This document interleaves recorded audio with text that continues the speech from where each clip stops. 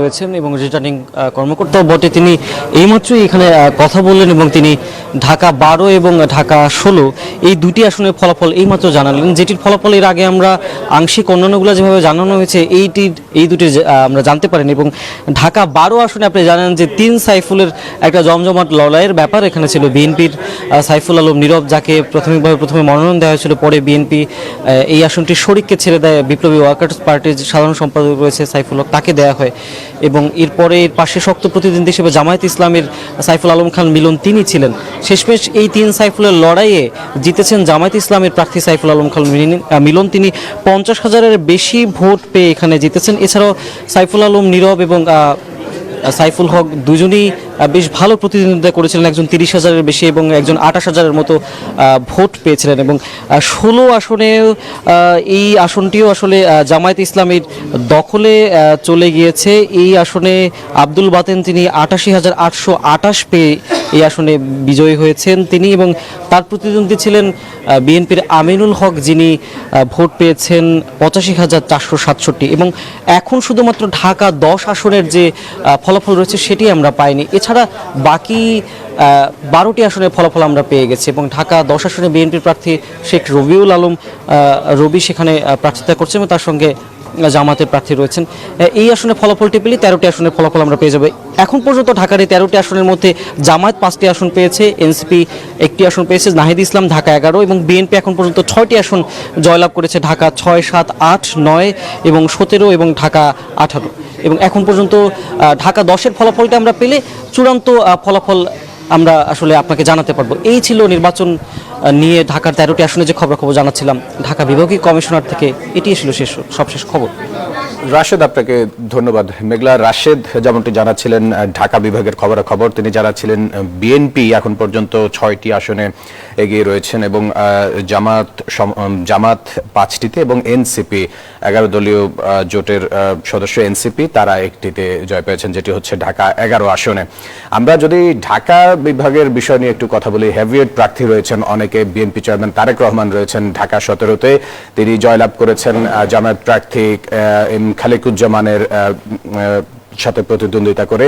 এবং জামায়াতের আমির ডক্টর শফিকুর রহমান তিনি ঢাকা 15 আসন থেকে নির্বাচিত হয়েছেন বিপুল ভোটে। এবং এনসিপির আহ্বায়ক, জুলাই আগস্টের নায়ক বলা যায় যাকে, এনসিপির আহ্বায়ক নাহিদ ইসলাম, তিনি জয়লাভ করেছেন। এবং আলোচিত আসন ঢাকা 8, যেখানে মির্জা আব্বাসের প্রতিদ্বন্দ্বিতা করছেন এনসিপির নাসিরউদ্দিন পাটোয়ারি, খুবই আলোচিত একটি আসন ছিল, সেখানে মির্জা আব্বাস জয়লাভ করেছে। জি ফসল, আমরা আসবো, আরো কিছু তথ্য রয়েছে আমাদের কাছে, আমরা সেদিকে যাচ্ছি। দর্শক,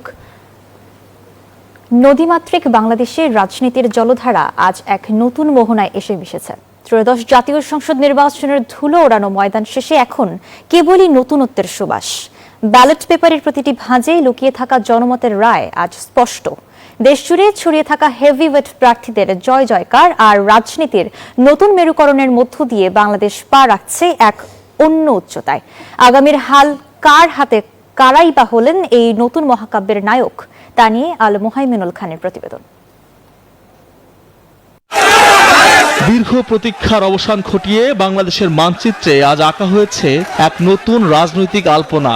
এই নির্বাচনে জনগণের রায় যেন এক জটিল অঙ্কের সমাধান করে দিয়েছে। ঢাকা 17 এবং বগুড়া 6 আসন থেকে বিপুল ভোটে বিজয়ী হয়ে আগামীর কাণ্ডারি হিসেবে আবির্ভূত হয়েছেন বিএনপি চেয়ারম্যান তারেক রহমান। তার দলের অভূতপূর্ব এই জয় কেবল একটি সংখ্যার বিচার নয়, বরং দেশের শাসনভার গ্রহণের এক সুনিশ্চিত পদধ্বনি। বাংলার মসনদ এখন তারই প্রতীক্ষায়।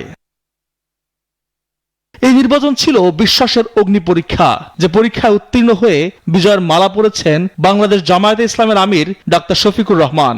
উত্তরের জনপদ ঠাকুরগাঁও 1 আসনে নিজের অবস্থান পুনরায় প্রমাণ করেছেন বিএনপির অভিজ্ঞ কাণ্ডারি মির্জা ফখরুল ইসলাম আলমগীর। অন্যদিকে তারুণ্যের শক্তির প্রতীক হয়ে জাতীয় নাগরিক পার্টি এনসিপির আহ্বায়ক নাহিদ ইসলাম দেখিয়েছেন নতুন প্রজন্মের রাজনৈতিক উত্থান। সীমান্তবর্তী জনপদ কক্সবাজার 1 আসনে বিজয়ের নিশান উড়িয়েছেন বিএনপির স্থায়ী কমিটির সদস্য সালাউদ্দিন আহমেদ। রাজনৈতিক বাকবদলে ব্যক্তি কখনো কখনো প্রতীকের চেয়ে বড় হয়ে ওঠে, যার প্রমাণ দিলেন রুমিন ফারহানা। দলছুট হয়েও ব্রাহ্মণবাড়িয়া 2 আসনে স্বতন্ত্র প্রার্থী হিসেবে তিনি ছিনিয়ে এনেছেন কাঙ্ক্ষিত বিজয়। পটুয়াখালী 3 আসনেও লেগেছে পরিবর্তনের হাওয়া। বিএনপি সমর্থিত ও গণ অধিকার পরিষদের সভাপতি নুরুল হক নূর সেখানে জয়ী হয়ে তারুণ্যের জয়গান গেয়েছেন। কুমিল্লা 4-এ 11 দলীয় জোটের প্রার্থী ও এনসিপি নেতা হাসনাত আব্দুল্লাহ দেখিয়েছেন সাংগঠনিক দক্ষতার ম্যাজিক। আর কুমিল্লা 11-তে বিজয়ী হয়েছেন একই জোটের ডাক্তার সৈয়দ আব্দুল্লাহ মোহাম্মদ তাহের। আর রংপুর 4-এ উত্তরের মঙ্গা পীড়িত মানুষের ভাগ্য বদলের অঙ্গীকার নিয়ে জয়ী হয়েছেন আক্তার হোসেন। রাজনীতির এই সুবিশাল ক্যানভাসে আজ যেমন অভিজ্ঞতার জয় হয়েছে, ঠিক তেমনি তারুণ্যের নতুন স্পন্দনও পেয়েছে প্রাণ। এখন অপেক্ষা কেবল শপথের আর জনগণের দেয়া আমানত রক্ষার এক কঠিন প্রতিজ্ঞার। আল মোহাম্মদুল খান, নিউজ 24, ঢাকা। দর্শক, নির্বাচনের মাঠে কুপোকাত এক ঝাঁক হেভিওয়েট প্রার্থী গোলাম পরওয়ার, শিশির মনির, মামুনুল হক, মাহমুদুর রহমান কিংবা সার্জিস আলম বছর জুড়েই তারা ছিলেন আলোচনায়, কিন্তু ভোটের মাঠে প্রত্যাখ্যান করে অন্যদের বেছে নিয়েছেন ভোটাররা।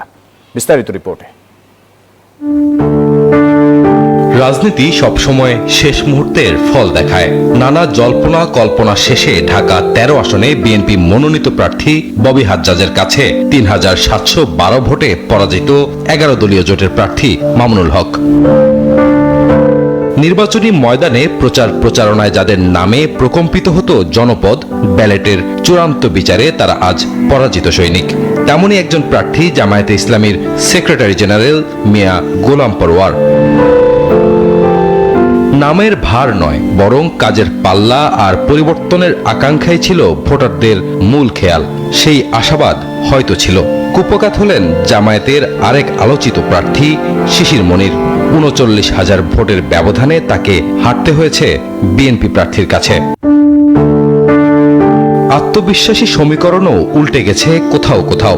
সাধারণ মানুষের একটি মাত্র সিলের নিচে চাপা পড়লেন এনসিপির উত্তরাঞ্চলের মুখ্য সংগঠক সার্জিস আলম।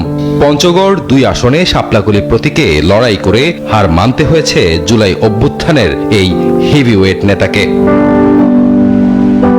ঢাকা 8 আসনে কথার ফুলঝুরিতে আলোচনায় আসেন নাসিরউদ্দিন পাটোয়ারি। বিএনপির মির্জা আব্বাসের বিপরীতে ভোটের মাঠে নামার পর তার গায়েও লেগে যায় হেভিওয়েট তকমা। সেই তকমা থাকলো অলংকার হয়েই হারলেন এনসিপির পাটোয়ারি। জাতীয় রাজনীতিতে অন্যতম আলোচিত পরিচিত মুখ নাগরিক ঐক্যের প্রধান মাহমুদুর রহমান মান্না বগুড়া 2 আসনে তার ভোটের ব্যাগে খরা জামানত হারিয়েছেন এই হেভিওয়েট প্রার্থী। হেভিওয়েট প্রার্থীদের পরাজয়ে আগামীর রাজনীতিতে এক নতুন সমীকরণের ইঙ্গিত দিচ্ছে। তেমন আরেক উদাহরণ ঢাকা 16 আসনে বিএনপির প্রার্থী আমিনুল হকের পরাজয়। রাজু মাহমুদ, নিউজ 24, ঢাকা। মেঘলা হেভিওয়েট প্রার্থীদের কারা কারা হেরেছেন সেটির একটি প্রতিবেদন আমরা আসলে দেখলাম। বছর জুড়ে তারা কিন্তু আলোচনায় ছিল। এই নির্বাচনের শেষ মুহূর্তে একেবারে অনেকে হাড্ডাহাড্ডি লড়াই করেছেন, কিন্তু নামের প্রতি আসলে সুবিচার হয়নি, সেটি আমরা দেখছিলাম। আমরা নির্বাচনের আরো খবরাখবর জানবো।